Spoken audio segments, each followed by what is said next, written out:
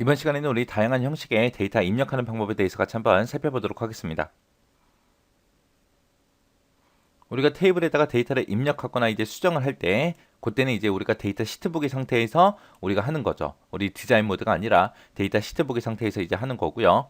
여기서 이제 거래처명, 사업자 번호, 주소라는 필드에서 이렇게 여러 개 필드가 있을 때 각각의 필드 간에 서로서로 이동을 하겠다. 아니면 이제 우리가 데이터를 입력을 하고 나서 완료를 하겠다라고 할 때는 우리가 데이터 입력한 다음에 방향키가 됐든 아니면 탭이 됐든 엔터가 됐든 이런 것들을 눌러주면 이제 필드 간에 이동이 되고 입력한 데이터도 전부 다 입력이 되는 거죠. 그래서 이 데이터 시트 보기 상태에서는 우리가 데이터를 입력도 하고 삭제도 하고 변경도 하고 할 수 있는 곳이 우리 데이터 시트 보기요. 그럼 요거를 이제 XS를 통해서 한번 보자고요. 자, 지금처럼 이렇게 이제 우리 XS가 있을 때 거래처라는 테이블 가지고 갈게요. 자, 여기서 이제 더블 클릭이요. 더블 클릭했더니 지금처럼 이렇게 이제 우리 데이터 시트 보기 형태로 이렇게 나왔습니다. 요 맨 위에 보게 되면 이제 거래처 명이다, 사업자 번호다, 주소다 하고 이렇게 써져 있죠. 자, 이 부분을 보고 우리가 필드 선택기라고 그렇게 해요. 그래서 각각의 필드들을 우리가 이렇게 선택을 할 수 있는 곳이요. 그래서 여기서는 이제 필드의 너비 같은 것도 우리가 조절할 수 있어요. 이렇게 넓게도 하고 좁게도 하고 그렇게 이제 할 수 있는 곳. 그리고 이곳에서 이제 필드를 이제 복사도 시키고 이동도 시킬 수 있습니다. 그 다음에 이제 왼쪽에 보게 되면 이제 회색 부분이 있죠. 이 부분을 보고 우리가 레코드 선택기라고 하는 거고요. 여기서 내가 만약에 멀티클럽이라고 얘를 선택을 했어요. 선택하게 되면 여기가 선택되어 있습니다 라고 해서 다른 색깔로 이렇게 표시를 해주죠. 만약에 제가 여기서 웅전이라는 거 얘를 선택하게 되면 이렇게 이제 색깔이 여기 앞에 변한다고요. 이렇게 해서 이제 색깔을 다르게 해서 내가 어떤 거를 지금 작업하고 있는지 몇 번째 레코드가 선택되어 있는지 그런 것들을 이렇게 색깔 다르게 해서 그렇게 이제 표시해 줍니다. 그리고 만약에 지금 여기 멀티클럽이라고 되어 있는데 럽자를 내가 지울게요. 지웠더니 지금 제가 이곳을 이제 수정하고 있는 상태죠. 해서 수정하고 있습니다. 편집 중이다. 그렇게 이제 표시하기 위해서 이 앞에 연필 그림 모양이 이렇게 이제 따라 붙어요. 그래서 편집 중일 때는 지금처럼 이렇게 연필 그림이 표시가 된다. 그거 이제 기억하시면 되고요. 맨 밑에 보게 되면 지금처럼 별표가 이렇게 표시된 게 있어요. 얘는 이제 우리가 새 레코드를 입력할 수 있는 그 곳을 표시해 놓은 거예요.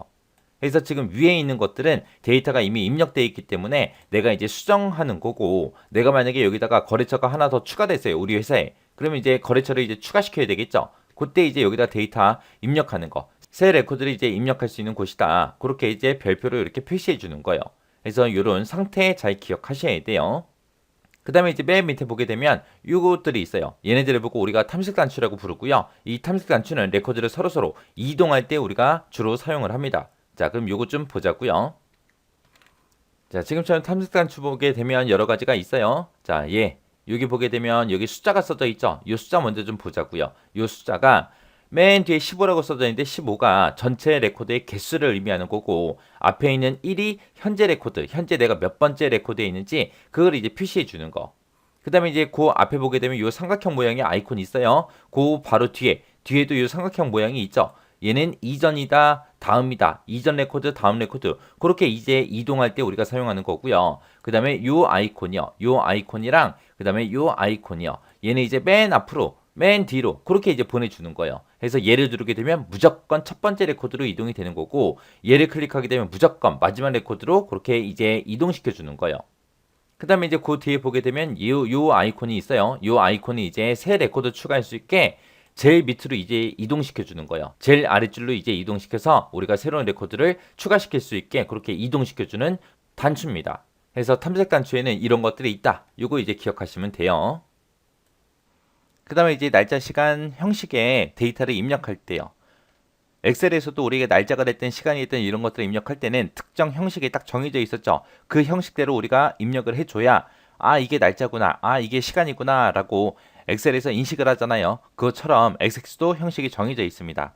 날짜 같은 경우에는 중간중간에 이제 하이픈이 됐든 슬래시가 됐든 연, 월, 일이라는 글자를 생략하고 이렇게 이제 하이픈하고 슬래시를 이용하면 되고요. 시간을 쓸 때는 시, 분, 초라고 그렇게 쓰는 대신 콜론을 찍어서 그렇게 구분해서 입력을 해주면 됩니다. 이때 이제 시간은 기본적으로 XX에서는 12시간제로 그렇게 표시가 돼요. 내가 만약에 24시간제로 표시를 하고 싶다라고 했을 때는 그때 이제 표시 형식을 우리가 변경을 시켜줘야 됩니다. 그리고 만약에 한 곳에다가 날짜하고 시간하고 같이 내가 입력을 하겠다라고 했을 때는 날짜를 먼저 쓰고요. 그 뒤에 이제 한 칸 띄고 그리고 나서 우리가 시간을 입력해 주면 됩니다. 그럼 이제 한 곳에다가 우리가 날짜하고 시간하고 그렇게 입력을 동시에 할 수 있습니다. 그 다음에 이제 yes, no 형식이요. 얘는 이제 yes가 됐든 no가 됐든 그런 것들을 나타내는 데이터 중에서 하나의 형태로 그렇게 입력해 주는 걸 보고 yes, no 형식 입력이라고 하는 거고요. 얘는 yes다, no다 해서 그렇게만 우리가 입력할 수 있는 게 아니라 yes다라고 내가 입력을 하겠다라고 했을 때는 yes라는 글자를 써도 되고 true를 써도 되고 on을 써도 되고요. 0이 아닌 다른 숫자 값을 우리가 입력해도 그거를 전부 다 yes로 인식을 합니다. 그리고 no를 입력할 때는 우리가 직접 no라고 써도 되고요. false라고 써도 되고 off라고 써도 되고 0을 입력해도 그렇게 이제 no로 인식을 해요. 내가 그때 이제 yes, no 형식으로 되어 있는데 내가 만약에 확인란을 사용하겠다라고 했을 때는 우리가 확인하는 데가 이제 체크를 해주게 되면 그게 이제 yes로 인식이 되는 거고요. 체크가 해제가 돼 있을 때 그게 이제 no로 그렇게 인식이 됩니다. 요게 yes, no 형식이요. 그 다음에 이제 OLE 개체 형식 입력하는 거요. 자, OLE 개체요.